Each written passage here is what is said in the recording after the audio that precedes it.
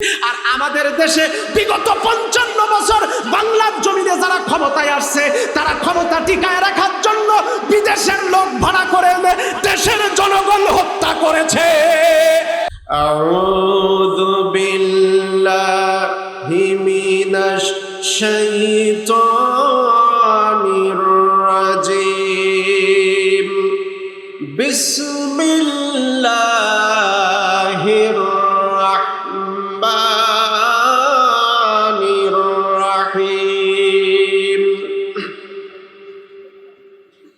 আলহামদুলিল্লাহি রাব্বিল আলামিন।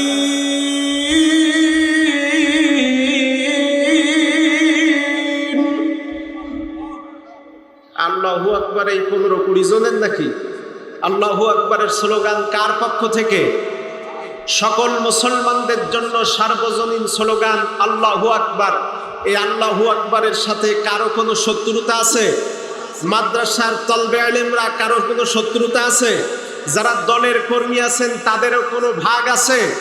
তাহলে আল্লাহর পবিত্র কোরআনের আয়াতে কারিমা তেলাওয়াত হওয়ার পর আল্লাহু আকবার বললে খুশি হবেন কে? আর অখুশি হয় কে? আরো জোরে বলেন। খুশি হয় আল্লাহ, অখুশি হয় শয়তান। সেই শয়তান মানুষের উপরে ওয়াসওয়াসা দেওয়ার কারণেই আজ থেকে 6 বছর আগে এই মঞ্চের মাহফিলে বক্তাকে রাইফেল ঢাকাইয়া নামায় দেওয়া হয়েছিল। কথা বলেন ঠিক কিনা? তাহলে সেই আল্লাহু আকবারের ধ্বনি চমৎকার করে দিতে রাজি আছেন? কতটুকু রাজি আছেন? বিসমিল্লাহ তেলাওয়াতের সাথে সাথে হয়ে যাবে। বিসমিল্লাহির রাহমানির রাহিম।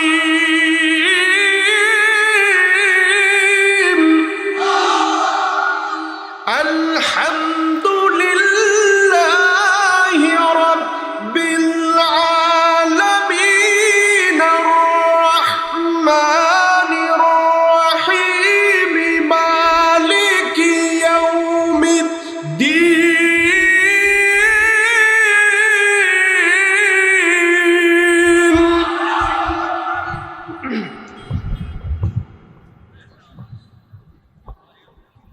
إياك نعبد وإياك نستعين.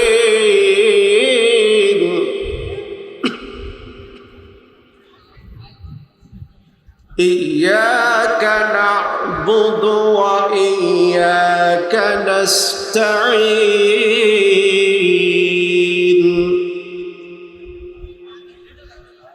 اهدنا الصراط المستقيم. صراط الذين أنعمت عليهم غير المغضوب عليهم ولا الضالين.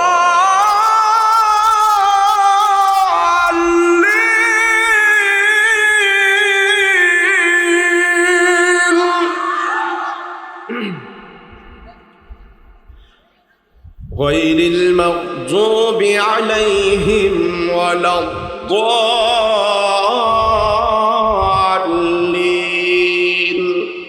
آمين. صدقت يا ربنا. وقال تعالى في شان حبيبه إن الله وملائكته يصلون على النبي يا أيها الذين آمنوا صلوا عليه وسلموا تسليما. اللهم صل على محمد وعلى آل محمد كما صليت على إبراهيم وعلى آل إبراهيم إنك حميد مجيد. اللهم بارك على محمد وعلى آل محمد كما باركت على إبراهيم وعلى آل إبراهيم إنك حميد مجيد. একটু মহব্বতে জিকির লা ইলাহা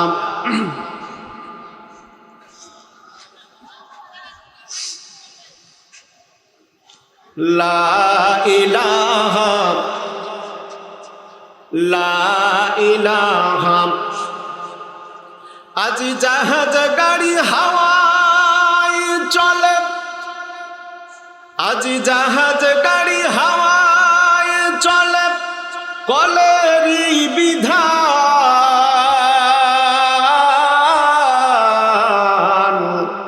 ওরে বিনা কলে হাওয়ায় চলতো বাদশাহ সুলাইমান, মোরা সেই মুসলমান। দরুদ মানবতার মহান মুক্তির দিশারি, আখিরাতের কান্ডারি, তামাম পৃথিবীতে কিয়ামত পর্যন্ত আগত অনাগত সকল মানুষের জন্য আল্লাহ রাব্বুল আলামিন যাকে সাইয়্যিদুল মুরসালিন, তামাম পৃথিবীর লাঞ্ছিত, বঞ্চিত, নির্যাতিত, নিষ্পেষিত, নিগৃহীত, অসহায় জনগণের অবিসংবাদিত নেতা হিসাবে আল্লাহ রাব্বুল আলামিন যাকে প্রেরণ করেছেন, আমরা সেই নবী দোজাহানের প্রতি আবারও দরুদ পেশ করছি, সকলে করছি সাল্লাল্লাহু আলাইহি ওয়াসাল্লাম। ভূমিকায় কোনো কথা হবে না, এবার সরাসরি আলোচনা। প্রিয় হাজরিন, আমি পবিত্র কোরআনুল কারীম থেকে যেই সূরাটি তেলাওয়াত করেছি খুতবার ভিতরে, এই সূরাটির নাম কি? কয়েকজন বলেছেন ফাতিহা।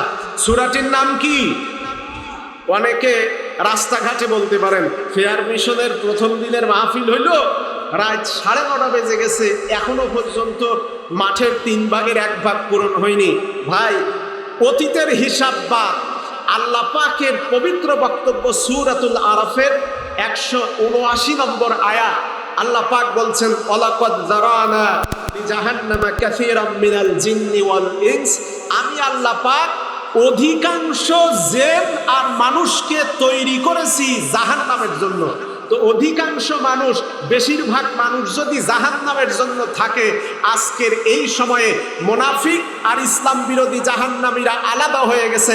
আল্লাহর কোরআনের অরিজিনাল পাগল মুজাহিদ যারা, তারাই ময়দানে বসে গেছে। কথা বলেন ঠিক কিনা? সুতরাং মাহফিলের লোক কম হলো না বেশি হলো, এইটা দিয়ে ইনসান করে এরপরে অপমান ট্যাগ লাগাইয়া কোরআনের মাহফিলকে প্রশ্নবিদ্ধ করলেও কোরআনের আওয়াজ বন্ধ হবে না। কারণ এই কোরআন এই সমাজে প্রতিষ্ঠিত হবে। পূর্ব দিগন্ত থেকে প্রতিদিন সূর্য উদিত হয়ে পশ্চিম দিগন্তে অস্তমিত হয়, এটা যেমন সত্য, বাংলাদেশের সকল ধরনের জাতীয়, আভ্যন্তরীণ, আন্তর্জাতিক ষড়যন্ত্রের জাল ছিন্ন করে আগামী দিনে আল্লাহর পবিত্র কোরআন দিয়া বাংলাদেশের সমাজ পরিচালিত হবে, ঠিক তেমন সত্য। কথা বলেন ঠিক কিনা? সম্মানিত হাজরিন, আজ তামাম পৃথিবীতে ওই মধ্যপ্রাচ্যে আগুন জ্বালিয়ে দিয়েছে সাদা শকুনের বাচ্চারা। মধ্যপ্রাচ্যের সমস্ত আগুন সারা পৃথিবীর মানুষের উপরে চতুর্দিক থেকে অশান্তির দাবানল হিসেবে দাউ দাউ করে জ্বলছে। মুসলিম মিল্লাত আজ বিশ্বাসের দোলা চলে। কে কার পক্ষে থাকবে, কে কোন হুজুরের পক্ষে থাকবে, এটা বাদ দিয়ে আমাদেরকে ইসলামের মৌলিক বিধান যেদিকে পাবো, যার ভিতরে পাবো, তার সাথেই থাকবো। দলাদলি করে সত্য থেকে দূরে থাকার কোনো সুযোগ নাই। আসুন, এই ব্যাপারে শেষে একটা ফিনিশিং হবে ইনশাআল্লাহ। এখন সূরা আল ফাতিহা সংক্ষিপ্তভাবে 2-1টি কথার ভিতরে তার পরিচয়টা দিয়ে আমরা আলোচনার ভিতরে যাব। সম্মানিত হাজরিন, সূরাতুল ফাতিহা ছোট্ট একটা সূরা, 7 আয়াত বিশিষ্ট এবং 1টি রুকু বিশিষ্ট। এই সূরাতুল ফাতিহা রাসূল করিম সাল্লাল্লাহু আলাইহি ওয়াসাল্লামের উপরে যখন নাজিল হবে, নাজিল হওয়ার আগে আল্লাহ রসুলের সাহাবায়ে কেরাম নবীজিকে প্রশ্ন করলেন, ইয়া রাসূলুল্লাহ, আমরা আল্লাহর কাছে যে চাইবো, চাওয়ার জন্য নির্ধারিত কোনো সূরা, নির্ধারিত কোনো দোয়া কি আমাদের আপনি শিখিয়ে দিবেন? আল্লাহ রসুল বললেন, আমার সাহাবীরা, আল্লাহ পাক জিবরাইল মারফত আমার কাছে মেসেজ করেছেন, সূরাতুল ফাতিহা পড়ে কোনো ঈমানদার ব্যক্তি কোনো নেক দোয়া যদি আল্লাহর কাছে করে, আল্লাহ তার দোয়া ফেরত দেবেন না। আরো জোরে বলেন সুবহানাল্লাহ। তাহলে সূরাটির পরিচিতি, আয়াত সংখ্যা 7টি, রুকু 1টি, পুরা 7 আয়াত বিশিষ্ট সূরার ভিতরে শব্দ আছে 25টা, আর হরফ তথা অক্ষর আছে 113টা। 113টা অক্ষর বিশিষ্ট সূরাতুল ফাতিহা একবার যদি কেউ তেলাওয়াত করে আর মনোযোগের সাথে কেউ যদি শোনে, তাহলে রাসূলুল্লাহর ঘোষণা অনুযায়ী 113 গুণিতক 10, 1130টা নেকি আল্লাহ রাব্বুল আলামিন তার আমলনামায় দান করবেন। জোরে বলেন সুবহানাল্লাহ। আরো জোরে বলেন সুবহানাল্লাহ। সম্মানিত হাজরিন, সূরাতুল ফাতিহার 5টা নাম, 24টার উপরে নাম পাওয়া যায়। আমরা 5টা নাম শুনবো। 1 নাম্বার আল ফাতেহা। ফাতেহা নামের অর্থ হলো উদ্বোধন করা। যেহেতু পবিত্র কোরআনের শুরুটাই সূরাতুল ফাতেহার মাধ্যমে হয়েছে, এজন্য এটার নাম হলো আল ফাতেহা, তথা উদ্বোধন করা, দোয়া করে দেওয়া, সূচনা করে দেওয়া।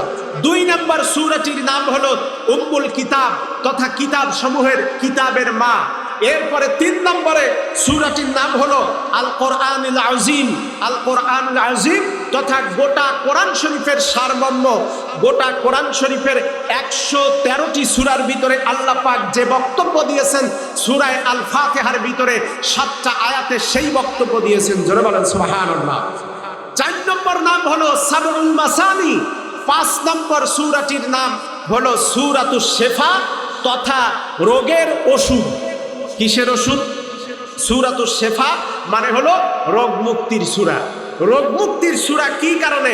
বুখারী শরীফ থেকে একটি হাদিসের ছোট্ট অংশ, সিরাতে মুস্তাফা, এরপরে তারিখে দিমাশক, আল্লামা ইবনে আসাকির রাহিমাহুল্লাহ আলাইহির লিখিত, এরপরে হেকায়াতুস সাহাবা থেকে সংকলিত কয়েকটি ঘটনার বর্ণনা এবং বুখারী শরীফের সহিহ হাদিসের সংমিশ্রণে সংক্ষিপ্ত করে বলতে চাই। আপনারা প্রশ্ন করতে পারেন, সূরা আল ফাতিহা এটা রোগের শিফা কি করে হয়, ওষুধ কি করে হয়? এই ওষুধ কি করে হয়, ছোট্ট ঘটনাটা হাদিস দ্বারা আপনাদের কাছে বলবো না? আমার সম্মানিত ভাইরা, আল্লাহর নবীজি পৃথিবীতে জীবিত থাকাকালীন অবস্থায় বিশ্ব নবীজির 19 জন সাহাবী, একটু জবাব দিয়া বলেন কতজন সাহাবী? আরো জোরে বলেন। 19 জন সাহাবী আল্লাহর নবীজি দুনিয়ায় জীবিত থাকাকালীন অবস্থায় দ্বীনের দাওয়াতি কাজ করবার জন্য তারা বেরিয়ে পড়লেন। হাঁটতেছেন, হাঁটতে হাঁটতে দিনটা যখন পার হয়ে গেল, রাত যখন শুরু হয়ে গেল, পাহাড়িয়া এলাকার ভিতরে আল্লাহ পাকের নবীজির 19 জন সাহাবী ডান বামের দিকে তাকায় দেখেন যত মানুষ বসবাস করে সব হলো ইহুদির জাত, আর রাসূলুল্লাহর সাহাবী 19 জন তারা মুসলমান। এরপরে যখন দিন পার হয়ে রাত শুরু হয়ে গেল, রাতটাকে কাটানোর জন্য রাসূলুল্লাহর 19 জন সাহাবে ওই এলাকার ইহুদিদের গ্রামের যিনি মালিক, ইহুদিদের গ্রামের যিনি নেতা, ইহুদিদের যিনি সর্দার, তার বাড়িতে চলে গেলেন। ডাক দিয়ে বললেন, ও নেতাজি, আমরা মুহাম্মদ বিন আব্দুল্লাহ তথা বর্তমান সময়ের আখিরি জামানার পয়গম্বর আল্লাহ পাকের নবীজির সাহাবী, আমরা 19 জন আজকে রাতে একটু রাত কাটাতে চাই। তোমাদের এলাকার ঘর অথবা বারান্দা অথবা তোমাদের বাড়ির কিনারের উঠানগুলো যদি আমাদের একটু ছেড়ে দাও, আজকে রাতটা আমরা একটু কাটিয়ে দিতে চাই। ইহুদিদের সর্দার ডাক দিয়ে বলল, ও মুহাম্মদ বিন আব্দুল্লাহর সাহাবীরা, আমরা যাতে ইহুদি, আর ইহুদির বাড়িতে মুসলমানদের জায়গা হবে না। আল্লাহর নবীজির 19 জন সাহাবী যখনই ইহুদিদের নেতা ডাক দিয়ে বললেন, আমাদের বাড়িতে মুসলমানদের জায়গা হবে না, এ কথা বলার পর নবীর সাহাবী 19 জন মন খারাপ করে আস্তে করে বেরিয়ে গেলেন। আর যাওয়ার সময় সিদ্ধান্ত নিলেন, বাড়ির ভিতরে, বাড়ির উঠানে, বারান্দায় যেহেতু জায়গা হলো না, আমরা রাজপথে গিয়া শুয়া পড়ব। আমরাও বিগত 15-16 বছর এই জনপদের অসংখ্য দায়িত্বশীল বাড়ির বারান্দায় ঘুমাইতে পারেন নাই, বাড়ির ভিতরে ঘুমানোর জন্য জায়গা দেওয়া হয় নাই। বাঁশবাগানে থেকেছি, রাস্তার কিনারে থেকেছি, ধান ক্ষেতের ভিতরে থেকেছি, প্রয়োজন যখন হয়েছে রাজপথে শুয়ে পড়েছি। তারপরেই এই দেশের জনগণের জবানের স্বাধীনতা চমৎকার করে নিশ্চিত হয়েছে। কথা বলেন ঠিক কিনা? সম্মানিত ভাইরা, এইবার 19 জন সাহাবী রাস্তা থেকে বেরিয়ে গেলেন। ইহুদিদের বাড়ি থেকে বেরিয়ে রাস্তার একটা কিনারে গ্রামের এক মাথায় গিয়ে তারা ঘুমায় আছেন। রাত যখন 2টা পার হয়ে গেল, গভীর রাত্রিতে হঠাৎ করে একজন সাহাবীর ঘুম ভেঙে গেল। ঘুম ভেঙে খেয়াল করে দেখলেন ওই ইহুদিদের গ্রামের ভিতর থেকে কান্নার আওয়াজ আসতেছে। সবাই মিলে একসাথে বিলাপ করে করে কাঁদতেছে। এই অবস্থা দেখে ইহুদিদের বাড়ির দিক থেকে, গ্রাম থেকে কান্নার আওয়াজ আসতেছে। এটা শুনতে পাওয়ার পর একজন সাহাবী সবারকে ঘুম থেকে ডাকলেন। ঘুম থেকে জাগ্রত করবার পরে এবার ওনারা নিজেরা নিজেদের ভিতরে আলোচনা করলেন, হায় রে, ইহুদিদের গ্রাম থেকে কেন এত কান্নার আওয়াজ আসে, কেন তারা সবাই বিলাপ করে দল বেঁধে কান্না করে চলে যায়। সবাই মিলে আল্লাহর নবীজির 19 জন সাহাবী মিলে ইহুদিদের বাড়ির ভিতরে গিয়ে বলল, ইহুদিরা কান্নাকাটি কেন করো? তোমরা সবাই মিলে এক জায়গায় হয়ে জটলা পাকায়া কাঁদতেছো, তার কারণটাকে? ডাক দিয়ে ইহুদিদের লোকজন বলল, ও মুহাম্মাদের সাহাবীরা, আজকে সন্ধ্যাবেলায় যখন তোমরা আমাদের বাড়ির বারান্দায় থাকার জন্য, উঠানের উপরে থাকার জন্য একটুখানি জায়গা চেয়েছিলে, আমাদের যেই নেতা তোমাদেরকে মুসলমান হওয়ার কারণে জায়গা দেয় নাই, আমাদের বাড়ি থেকে বের করে দিয়েছিল, আজকে গভীর রাতে আমাদের সেই নেতাকে সাপে কামড়াইছে। আল্লাহু আকবার, জোরে বলেন আল্লাহু আকবার। কিসে কামড়াইছে? সাপে কামড়াইলে তো শরীরে খুব শান্তি লাগে নাকি? আমার ভাইরা, সাপে যখন কামড়ানো এই অবস্থায় ডাক দিয়ে বলল, তোমাদের নেতার অবস্থা কি একটু দেখতে চাই। 19 জন সাহাবী মিলে এবার চলে গেলেন, তাকায় দেখলেন ইহুদিদের সর্দারের চোখ বেরিয়ে কর্নিয়া সাদা হয়ে গেছে, নাক মুখ দিয়ে গেজা বাইর হয়, ফেনা বাহির হয়। ওরা এবার ডাক দিয়ে বলল, ও মুহাম্মাদের সাহাবীরা, আমরা ভালো করে জানি তোমরা খারাপ কাজ করো না, তোমাদের সাথে চুরি ডাকাতি চাঁদাবাজির কোনো সম্পর্ক নাই, তোমরা মুহাম্মাদের কোরআনকে বুকে ধারণ করো।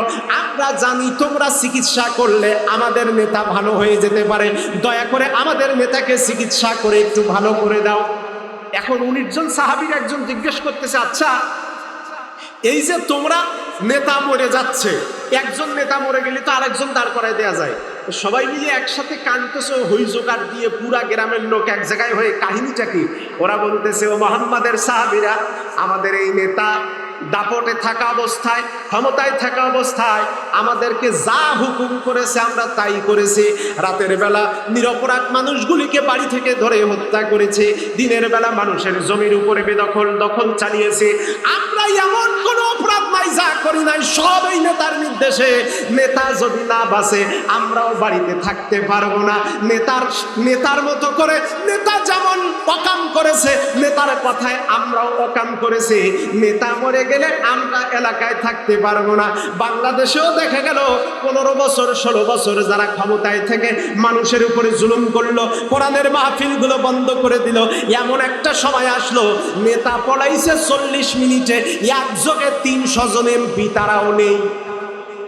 কথা বলেন ঠিক কিনা? এমনকি তাদের নিয়োগকৃত জাতীয় মসজিদের ইমামও নেই। তাহলে বোঝা গেল নেতা যা বলবে তা করা যাবে। আরো জোরে বলেন যাবে? হ্যাঁ, তবে উলিল আমরের ব্যাপারে দায়িত্বশীলরা যদি কোরআন এবং সুন্নাহর কোরআন এবং সুন্নাহর বাইরের কোনো কাজ না বলে, যে কাজ করলে কোরআন সুন্নাহর সরাসরি সংঘর্ষ হবে এমন কোনো কাজ না বলে, তাহলে দায়িত্বশীলের আনুগত্য করা সেটাও একটা মৌলিক ব্যাপার, এটাও ঠিক রাখতে হবে। আমার ভাইয়েরা, এখন এই যে লোকটা সাপে কেটেছে ইহুদিদের নেতা, সাহাবায়ে কেরাম 19 জন মিলে সেখানে গিয়ে বলতেছে, দেখো তোমরা আমাদেরকে থাকার জায়গা দাও নাই, এখন যেহেতু চিকিৎসা করব, আমাদের চিকিৎসায় যদি ভালো হয় তাহলে আমাদের 19 জনকে 19টা ছাগল দেওয়া লাগবে। ওরা বলতেছে অসুবিধা নেই, নেতার কাছে 19,000 ছাগল আছে, 19টা ছাগল দিলে কিছু হবে না, তোমরা চিকিৎসা শুরু করো। চিকিৎসা যখন শুরু হয়ে গেল, আমার ভাইরা, রাসূল করিম সাল্লাল্লাহু আলাইহি সাল্লামের 19 জন সাহাবী মিলে 41 বার করে সূরাতুল ফাতিহা পড়ল। আল্লাহু আকবার, জোরে বলেন আল্লাহু আকবার। কোন সূরা? আরো জোরে বলেন, সূরাতুল ফাতিহা। আমার সম্মানিত ভাইয়েরা, পর্দার আড়ালের মায়েরা বোনেরা, আল্লাহর নবীর 19 জন সাহাবে সূরাতুল ফাতিহা 41 বার করে তেলাওয়াত করলেন, রুকিয়া করলেন, ওই রোগীর উপরে ফু নিক্ষেপ করলেন, একটুখানি পানি ছিটিয়ে তার মুখের উপরে দেওয়ার পরে সূরাতুল ফাতিহা পড়ে দম করে আবার যখন ফু দিয়েছেন, একটু আগে যেই রোগীটা মরে যাওয়ার জন্য সবাই নিশ্চিত হয়ে গিয়েছিল, মৃত্যু নিশ্চিত হয়ে গিয়েছিল, সূরাতুল ফাতিহা পড়ে ফু দেওয়ার পর ওই রোগীটা আবার সুস্থ অবস্থায় দাঁড়ায়া গেছে। আরো জোরে বলেন, কোন সূরা? সূরাতুল ফাতিহা। আমার ভাইরা, যে মানুষটা অসুস্থ অবস্থায় দীর্ঘদিন সুস্থ হন না, ভালো হতে পারেন না, যদি আল্লাহ মৃত্যু নসিব লিখে না রাখেন, তাহলে আপনি প্রত্যেক দিন, মায়েরা বোনেরা, এ মুরব্বীরা যারা আছেন অসুস্থ অবস্থায়, প্রত্যেক দিন ফজরের সময় ফরজ 2 রাকাত নামাজ পড়ে সালাম ফিরানোর পর সূরাতুল ফাতিহা 19 দিন প্রতিদিন 41 বার করে পাঠ করবেন। 19 দিন একটানা খাবেন পানিতে দম করে, পানিটা সহ। আল্লাহ পাক ওই রোগে যদি আপনার মৃত্যু না লিখে থাকে, অবশ্যই রোগ সেরে যেতে বাধ্য। জোরে বলেন সুবহানাল্লাহ। আসেন, সূরাতুল ফাতিহা 7খানা আয়াত, আমরা প্রথম আয়াতের সারমর্ম, প্রথম আয়াতের অর্থ করি। আলহামদুলিল্লাহি রাব্বিল আলামিন পড়েন সবাই, আলহামদুলিল্লাহি রাব্বিল আলামিন। আল্লাহ তাআলা ডাক দিয়ে বলেন, তোমাদেরকে আমি আল্লাহর কাছে চাওয়ার জন্য তোমরা প্রথমে যেই প্রশংসা পাঠ করবে তার নাম হলো আলহামদুলিল্লাহি রাব্বিল আলামিন। এই প্রথম আয়াতের দুইটা ভাগ, একটা হলো আলহামদুলিল্লাহ, তার মানে হলো যে অবস্থায় থাকবেন, ভালো অবস্থায় থাকেন, খারাপ অবস্থায় থাকেন, সুস্থ থাকেন, অসুস্থ থাকেন, বিপদ মুসিবতের ভিতরে থাকেন, যেই অবস্থায় আপনি দুনিয়ায় থাকেন না কেন, সকল অবস্থায় প্রশংসা যেন কার? জোরে বলেন কার? সব অবস্থায় প্রশংসা করতে হবে আল্লাহর। আলহামদুলিল্লাহর অর্থই হলো সকল প্রশংসা আল্লাহর জন্য।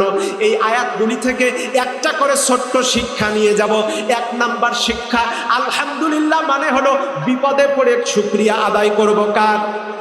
জোরে বলেন। ভালো থাকলে শুকরিয়া আদায় করব কার? ক্ষমতায় থাকলেও শুকরিয়া আদায় করব কার? ক্ষমতায় যেতে নাও পারলেও শুকরিয়া আদায় করব কার? আমার প্রিয় ভাইরা, তাফসিরে মারিফুল কোরআন আল্লামা শফি রহমাতুল্লাহ, মুফতি শফি রহমাতুল্লাহ আলাইহি তার কিতাবের ভিতরে চমৎকার করে একটা ঘটনা লিখেছেন। আজ থেকে কয়েকশো বছর আগে দিল্লি, ভারতের রাজধানী দিল্লির এলাকা, যে এলাকাটা এখন চীনের ভিতরে দখলকৃত, চীনের সীমানা, ওই এলাকায় তৎকালীন সময়ে একজন মুসলিম রাজার ছেলে দাও দিয়া ডাব কাটতেছে। দাও দিয়া কি কাটতেছে? আচ্ছা, দাও দিয়া ডাব কাটতেছে। পাশে বসে আছে মন্ত্রীর ছেলে, তার দোস্ত, তার বন্ধু। এইবার বন্ধুর সাথে গল্প করতে করতে দাও দিয়া হঠাৎ করে শাহাদাত আঙ্গুলের উপরে কোপ পড়ে গেছে। বলেন তো আঙ্গুল কি আছে না গেছে? আমার প্রিয় ভাইয়েরা, দায়ের একটা কোপ পড়ার সাথে সাথে আঙ্গুলটা দ্বিখণ্ডিত হয়ে জমিনের উপর পড়ে যখন লাফাতে লাগলো, আঙ্গুলটা জমিনের উপরে পড়ে যখন লাফালাফি শুরু করেছে, এই অবস্থায় রাজার ছেলে ডাক দিয়ে বলে, বন্ধু আমার আঙ্গুলটা কেটে গেছে। এইবার মন্ত্রীর ছেলে রাজার ছেলের মাথায় হাত বুলাইয়া বলে, বন্ধু যা হয়েছে আলহামদুলিল্লাহ। আচ্ছা বলেন, রাজার ছেলের কাটলো কি? আরো জোরে বলেন। আঙ্গুল। আর দোস্ত বলতেছে কি? আরো জোরে বলেন। আলহামদুলিল্লাহ। রাজার ছেলের আঙ্গুল কাটলো, দোস্ত বলতেছে যা হয়েছে আলহামদুলিল্লাহ। এইবারে কথা বলার সাথে সাথে রাজার ছেলে বলতেছে, বন্ধু আমার আঙ্গুল কেটে গেল, তুমি আমারে টিটকারি করলা। বলতেছে না না না, এই আঙ্গুলের রক্তই তোমার জন্য কোনো কল্যাণ হতে পারে। এইবার মনে মনে বলতেছে, আমার আঙ্গুল কেটে গেছে আর তুই আমারে আলহামদুলিল্লাহ পড়তে বললি, দাঁড়া তোরে প্রতিশোধ নেব। কয়েকদিন পর এইবার দুই দোস্ত মিলে জঙ্গলের ভিতরে গেছে শিকার করার জন্য। গাছের তলায় ঘোড়া দুইটা বেঁধে পানি খাওয়ার জন্য পানির কুয়ার কাছে গিয়ে দেখে কুয়ার মধ্যে পানি নাই। এইবার সামনে মন্ত্রীর ছেলে, পিছনে রাজার ছেলে। রাজার ছেলে ইচ্ছে করে লাথি মেরে বন্ধুকে কুয়ার মধ্যে ফালাইছে। এইবার বন্ধু কুয়ার ভিতরে, শুকনা কুয়ার মধ্যে পড়ে বলতেছে, দোস্ত আমারে পানি খাওয়ার নাম করে কুয়ার পাশে এসে লাথি মেরে কেন ফালাই দিলা? এটা কি কোনো বন্ধুর কথা হলো? এইবার রাজার ছেলে বলতেছে, দোস্ত যা হয়েছে আলহামদুলিল্লাহ। আপনারাও বলেন আলহামদুলিল্লাহ। এই অবস্থায় এবার মন্ত্রীর ছেলে বলতেছে, দোস্তরা তুমি যদি আমাকে শিক্ষা দেওয়ার জন্য এই জায়গায় ফালাইয়া দিয়া আলহামদুলিল্লাহ বলো, আমিও তোমাকে সাক্ষী রেখে বললাম যা হয়েছে আলহামদুলিল্লাহ। আমি সেজদায় পড়ে গেলাম। রাজার ছেলের মাথা গরম হয়ে গেল, আবার চলে আসলো। এবার গাছের গোড়ায় দুইটা ঘোড়া বান্ধা আছে। ওই সময় সেখানে বসে চিন্তা করতেছে, দোস্তরে উঠাবো না রেখে যাব। এমন সময় ওই এলাকার বৌদ্ধ উপজাতিদের একটা উপজাতি দল ছিল। তাদের নিয়ম ছিল বছরে একবার বিদেশি মানুষ, বিদেশি নরপুরুষ জবাই করে তার রক্ত দিয়া তাদের মূর্তির পায়ে ঢেলে পবিত্র করা লাগে। আজকে হলো সেই দিন। বিদেশি লোক খুঁজে পায় না ওরা। এবার বিদেশি লোক খুঁজতে খুঁজতে জঙ্গলের ভিতরে এসে দেখে ওই গাছের তলায় ঘোড়া বান্ধা দুইটা, মানুষ কটা? আরো জোরে বলেন। ঘোড়া দুইটা, মানুষ একটা। ওরা এবার বলতেছে, এই তো বিদেশি লোক পাওয়া গেছি। লোকটারে বাম হাত দিয়ে, বাম হাতখানা ধরে টান দিয়া ওই পুরোহিতের দরবারে নিয়ে বলতেছে, জবাই শুরু করে দেন, বলি শুরু করে দেন। মন্দিরের পুরোহিত ডাক দিয়া বলল, জবাই করার আগে চারখানা শর্ত। এক নাম্বার শর্ত শর্ত হলো যাকে জবাই করে মূর্তির পায়ে ঢেলে দেওয়া হবে যার রক্ত, ওই লোকটা দেশি লোক হলে হবে না, তার বিদেশি হওয়া লাগবে। তার মানে বৌদ্ধরাও তাদের ধর্ম পালন করতে গিয়া তারা দেশের লোক মারে নাই, বিদেশের লোক মারছে। আর আমাদের দেশে বিগত 55 বছর বাংলার জমিনে যারা ক্ষমতায় আসছে তারা ক্ষমতা টিকায় রাখার জন্য বিদেশের লোক ভাড়া করে এনে দেশের জনগণ হত্যা করেছে। আরো জোরে বলেন ঠিক কিনা? আপনি হিসাব করে দেখেন, নিরপেক্ষ দৃষ্টিতে হিসাব দেন। সিলেটের এম ইলিয়াস আলী বিএনপির মরহুমা চেয়ারপারসনের উপদেষ্টা ইলিয়াস আলী তত বড় কোনো রাজনৈতিক ব্যক্তি ছিলেন না, কিন্তু শুধুমাত্র এই দেশের স্বাধীনতা সার্বভৌমত্বের পক্ষে কথা বলা এবং স্বৈরাচারের বিরুদ্ধে কথা বলা, দেশের সীমানার পক্ষে কথা বলবার কারণে পার্শ্ববর্তী দেশের এজেন্টরা তাকে হত্যা করেছে। আর হত্যা করার পরে যারাই হত্যা করেছে তারাই আবার তার বাড়িতে গিয়া তার মেয়েকে জড়ায় ধরে সান্ত্বনার নাটক করেছে। কথা বলেন ঠিক কিনা? এরপরে আসেন কোরআনের পাখি, সারা পৃথিবীর লক্ষ কোটি কোটি মুসলমানের হৃদয়ের স্পন্দন আল্লামা সাঈদীকে 13 বছর কষ্ট দিয়া যাদের প্রেসক্রিপশনে ইনজেকশন পুশ করে হত্যা করা হয়েছে, ওরাও আমার দেশের লোক না, ওরা পার্শ্ববর্তী দেশের এজেন্ট। কথা বলেন, কথা বলেন। তাহলে ওরা দেশের লোক মারে নাই, বিদেশের লোক মারছে, আর আমাদের এরা বিদেশের লোক দিয়া দেশের লোক মারে। সম্মানিত ভাইরা, 4খানা শর্ত। 1 নাম্বার শর্ত হলো খবরদার লোকটা বিদেশি হতে হবে। বলল ঠিক আছে বিদেশি লোক। 2 নাম্বার শর্ত হলো দেখো তো লোকটা গোলাপি রঙের কিনা, তাকায় দেখা গেল লোকটা সুন্দর ফর্সা গোলাপি রঙের, 2 নাম্বার শর্ত পাস। 3 নাম্বার শর্ত হলো দেখো তো দেখি লোকটা 5 ফুটের উপরে লম্বা কিনা, মাপ দিয়ে দেখা গেল রাজার ছেলে 5 ফুট 3 ইঞ্চি লম্বা। 4 নম্বরে এইবার পুরোহিত বলতেছে লোকটার মাথার চুল থেকে পায়ের তলা পর্যন্ত হিসাব করে দেখো কোন জায়গায় কাটা ফাটা ছেঁড়া আছে কিনা। এইবার ওরা যেই দেখতে আসছে লোকটার পায়ের তলা থেকে মাথা পর্যন্ত কাটা আছে কিনা, এইভাবে যখন দেখতে লাগলো রাজার ছেলে বুঝতেছে এইবার একটা সুযোগ পাইছি, বাম হাত সামনে দিয়া বলতেছে এই জায়গায় দেখ। আল্লাহু আকবার। এইবার যেই দেখে আঙ্গুল কাটা, সেই লাথি মাইরা বলতেছে ফাকরুজ বের হয়ে যা। আমার ভাইরা, রাজার ছেলে এইবার ওখান থেকে মুক্তি পাওয়ার পরে দৌড়াইয়া আইছে গাছতলায়, ঘোড়ার গলা থেকে দড়ি খুলে নিয়া এইবার ওই গর্তের ভিতরে মন্ত্রীর ছেলে বন্ধুর দিকে ফালাইয়ার বলে বন্ধু দড়ি ধরো, তাড়াতাড়ি করে উঠে আসো। আলহামদুলিল্লাহ। এইবার বন্ধু একটু অবাক হয়েছে, বলতেছে বন্ধু দড়ি ধরবো পরে, উঠে আসবো পরে, বলো তো দেখি এখন হঠাৎ করে তুমি এসে আলহামদুলিল্লাহ বলতেছো কেন? সব কথা পরে হবে, আলহামদুলিল্লাহ তুই উঠে আয়। আলহামদুলিল্লাহ। এইবার মন্ত্রীর ছেলে উঠে আসার পরে বলতেছে দোস্ত রে, তুই যে আলহামদুলিল্লাহ শুনে আমার উপরে খেপে গিয়েছিলি, বিরক্ত হয়েছিলি, সেই আলহামদুলিল্লাহ তুই নিজে বলতেছিস, এর কারণটা কি দোস্ত?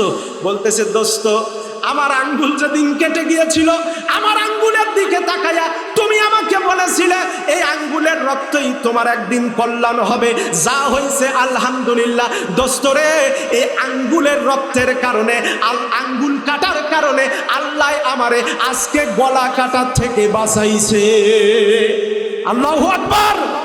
আমার আঙ্গুল যদি না কাটা যেত আজকে আমার গলা কাটা থাকতো। বিগত 24 বছর, বিগত 17 বছর বিভিন্ন সময়ে মানুষ রক্ত দিয়েছে, আর 5 তারিখে 1400 ছাত্র জনতা রক্ত দিয়েছে। যা হয়েছে ওই অবস্থায় ওই 1400 মানুষের রক্ত যদি রাজপথে না পড়তো, আমার মতো হুজুর আজকে এই জমিনে বেঁচে থাকা লাগতো না। আমার মতো অসংখ্য জুলাই যোদ্ধা যারা সারা দেশে এখন আমাদের হাসির পাত্র, আমরা চিৎকারি করি, তাদেরকে ওরা হত্যা করতো। কথা বলেন ঠিক কিনা? সম্মানিত হাজরিন, আবার তাহলে বোঝা গেল মাঝে মধ্যে আঙ্গুল কাটলেও অন্য বড় কাটা আল্লাহ পাক যা হয়েছে আলহামদুলিল্লাহ। এইবার মন্ত্রীর ছেলে বলতেছে দোস্ত তোমারে তো আল্লাহ আঙ্গুল কাটার মাধ্যমে গলা কাটা ঠেকাইছে, তাই তুমি বলতেছো আলহামদুলিল্লাহ।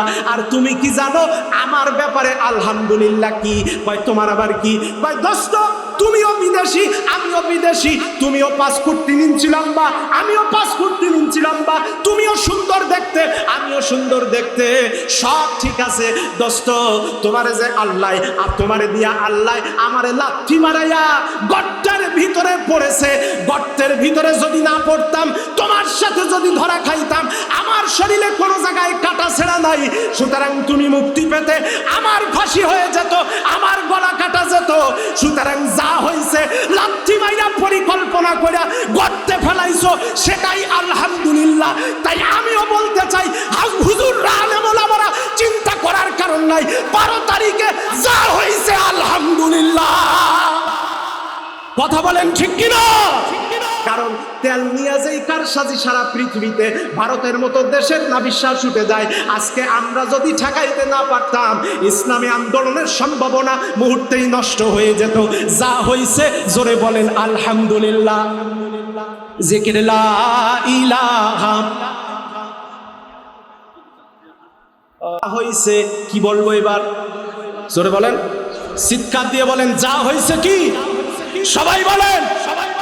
তাহলে যে অবস্থায়, যখন যে অবস্থায় থাকি আল্লাহর শুকরিয়া আদায় করতে হবে। প্রথম আয়াতের 1 নম্বর শিক্ষা আলহামদুলিল্লাহ হে রব্বিল আলামিন। রব্বিল আলামিন শব্দের অর্থ হলো সকল জগৎ সমূহের যিনি রব, যিনি মালিক, কম্প্রেহেনসিভ, যিনি সমন্বিত সত্তা। সমন্বিত সত্তা তাকেই বলা হয় যার ভিতরে সকল গুণ আছে। আল্লাহ পাকের ভিতরে লালন পালন করার ক্ষমতা আছে, আল্লাহ পাকের ভিতরে কম্প্রেহেনসিভ সিস্টেম তথা সকল ধরনের নিয়ন্ত্রণ করার ক্ষমতা আছে, আল্লাহ পাকের ভিতরে কম্প্রেহেনসিভ নলেজ, সমস্ত পৃথিবীর সকল বিষয়ে জ্ঞান আছে। একমাত্র দৃশ্য অদৃশ্য সকল বিষয়ে আল্লাহ রাব্বুল আলামিনের উপরে, আল্লাহ রাব্বুল আলামিনের কাছে জ্ঞান রয়েছে। সুতরাং রব হলেন তিনি, যিনি রাতে দিনে 24 ঘন্টায় অন্ধকারে আধারে আলোর ভিতরে দেশের পৃথিবীর এক প্রান্ত থেকে অপর প্রান্তের মানুষ, গরু, ছাগল, উট, ভেড়া, বাছুর সবার জন্য যা কিছু প্রয়োজন হয় একই মুহূর্তে সবার চাহিদা পূরণ করার ক্ষমতা যার, তিনি হলেন রব। জোরে বলেন সুবহানাল্লাহ। সম্মানিত হাজিরিন, তাহলে 1 নম্বর শিক্ষা হলো প্রথম আয়াতের, যে অবস্থায় থাকবো সেই অবস্থায় শুকরিয়া করব কার? প্রশংসা সবই কেবল তোমারি, প্রশংসা সবই কেবল তোমারি, রাব্বুল আলামিন। দয়ালু মেহেরবান করুণায় ফুরান, দয়ালু মেহেরবান করুণায় ফুরান, আর কেউ নয় তুমি মালিক, শেষ বিচারের দিন, শেষ বিচারের দিন। একটু জিকির লা ইলাহা, লা ইলাহা, লা ইলাহা ইল্লাল্লাহু মুহাম্মাদুর রাসূলুল্লাহ সাল্লাল্লাহু আলাইহি ওয়াসাল্লাম। সম্মানিত হাজিরিন আমার, আলহামদুলিল্লাহ রাব্বিল আলামিন প্রথম আয়াতের অর্থ হলো সকল প্রশংসা রবের প্রতি। তার শিক্ষা হলো বিপদে মুসিবতে যে অবস্থায় থাকবো ওই অবস্থায় শুকরিয়া আল্লাহ পাকের। 2 নম্বর আয়াত কি? আলহামদুলিল্লাহ রাব্বিল আলামিন আর রহমানির রহিম। আমার ভাইরা, 2 নম্বর আয়াতের অর্থ হলো যিনি পরম এবং চূড়ান্ত দাতা, যিনি দয়ালু, যিনি আমাদেরকে সব কিছু সব অবস্থায় দিয়েছেন। মুসলমান আল্লাহর কোরআন মানে, অমুসলিমরা আল্লাহর কোরআন মানে না, তারপরও বৃষ্টির পানি তাদের জমির উপরে পড়ে। মুসলমানদেরকে আল্লাহ পাক যা দিয়েছেন অন্যদেরকেও তাই দিয়েছেন। একজন ব্যক্তি নামাজ পড়ে, তারপরেও তাকে তিনি বাঁচায় রেখেছেন। যে ব্যক্তি নামাজ পড়ে না, তারপরেও তাকে তিনি হায়াত এবং অক্সিজেন দিয়ে বাঁচায় রেখেছেন। সারাদিন একজন মানুষ 400 লিটারের উপরে অক্সিজেন গ্রহণ করে। 1 কেজি অক্সিজেনের দাম 10 টাকা করেও যদি হয়, 400 লিটার অক্সিজেনের দাম 4000 টাকা। 1 মাস 3 4 12, 1,20,000 টাকা শুধু অক্সিজেনের বিল। যদি আল্লাহ চাইতো, পারুলিয়া দেবহাটার মানুষেরা কারেন্ট বিল বাকি রাখে 6 মাস 500 টাকা। আর আল্লাহর অক্সিজেনের বিল এক মাসে আল্লাহ যদি দাবি করতেন, জমি বিক্রি করেও আমাদের অক্সিজেনের বিল সম্ভব, অক্সিজেনের বিল পরিশোধ করা সম্ভব হতো কিনা বলেন? হতো? জোরে বলেন হতো? সম্মানিত ভাইরা, ইরাকের জমিন, ওই যে ফিলিস্তিনের জমিন, ওই মধ্যপ্রাচ্যে সাদা শকুনের দল আগুন জ্বালিয়ে দিয়েছে। কারণ কি জানেন? রাসূল করিম সাল্লাল্লাহু আলাইহি ওয়াসাল্লাম থেকে বর্ণিত বিভিন্ন হাদিসের কারণে আল মালহামাতুল কুবরা তথা বড় একটা যুদ্ধ, যেটা শাম অঞ্চলে হাদিস বলেছে, ওই শাম অঞ্চল কোন অঞ্চল? ওটা নির্ধারিত একটি দেশ না, ওটা ফিলিস্তিনের ভিতরে। ওই শাম অঞ্চলের হিসাবে ইরাকের ভিতরে, নাজাফের ভিতরে, নাবলুস শহরের ভিতরে, জর্ডানের ভিতরে। আমার ভাইরা, কেন তারা মধ্যপ্রাচ্যের উপরে আগুন জ্বালাইছে? 1-2 মিনিটে শেষ করব। একটু হিসাব করে দেখেন, ওই ফিলিস্তিনের জমিন যারা 24 ঘন্টা প্যালেস্টাইনের উপরে আক্রমণ করে, সেই ফিলিস্তিনের বুকে ঘুমিয়ে আছেন হযরত ইব্রাহিম আলাইহিস সালাম। ফিলিস্তিনের হেব্রন শহরে যার খবর রয়েছে, জেরিকো শহরের কাছে 5 জন নবী ঘুমিয়ে আছেন। হযরত ইসহাক আলাইহিস সালাম, হযরত ইয়াকুব আলাইহিস সালাম, হযরত ইউসুফ আলাইহিস সালাম, হযরত মুসা আলাইহিস সালাম, হযরত নবী ইয়াহিয়া আলাইহিস সালাম। নাবলুস শহরের জমিনে ঘুমিয়ে আছেন হযরত নবী জাকারিয়া আলাইহিস সালাম। জোরে বলেন আল্লাহু আকবার। আমার ভাইয়েরা, ইরাকের নাজাফ শহরের ভিতরে ঘুমিয়ে আছেন আল্লাহর নবী, আমাদের আদি পিতা আবুল বাশার হযরত আদম আলাইহিস সালাম।